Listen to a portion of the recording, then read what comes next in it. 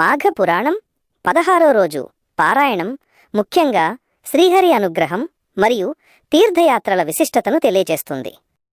ఈ రోజు అధ్యాయాలలో ప్రధానంగా వశిష్ఠుడు, దిలీప చక్రవర్తి మధ్య జరిగిన సంభాషణలో భాగంగా గంగానది ప్రభావం మరియు దానధర్మాల గురించి వివరించబడింది.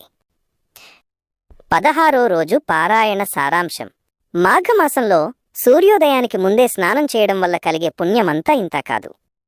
ఈ రోజు కథలో ముఖ్యంగా ధర్మగుప్తుడనే రాజు కథ లేదా గంగావతరణ విశేషాలు ప్రస్తావించబడతాయి.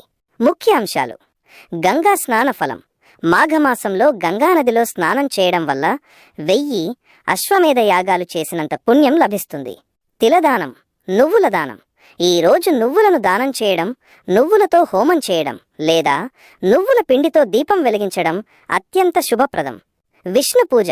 సాయంకాలం సమయంలో విష్ణు సహస్రనామ పారాయణం చేయడం వల్ల ఇంట్లోని దారిద్ర్యం తొలగిపోయి లక్ష్మీ కటాక్షం సిద్ధిస్తుంది.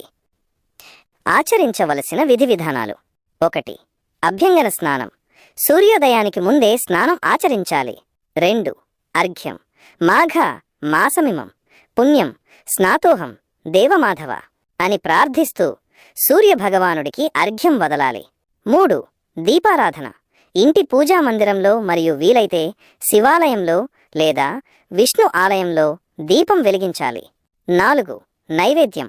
ఈరోజు పరమాన్నం లేదా నువ్వులతో చేసిన పదార్థాలను దేవుడికి నివేదించాలి. ముఖ్య గమనిక: పారాయణం పూర్తయిన తర్వాత ఖచ్చితంగా ఈ క్రింది శ్లోకాన్ని చదువుకోండి. కాయేన వాచ మనసేంద్రియైర్వా బుద్ధ్యాత్మనా ప్రకృతేః స్వభావాత్ కరోమి యద్యత్ సకలం పరస్మై నారాయణాయేతి సమర్పయామి.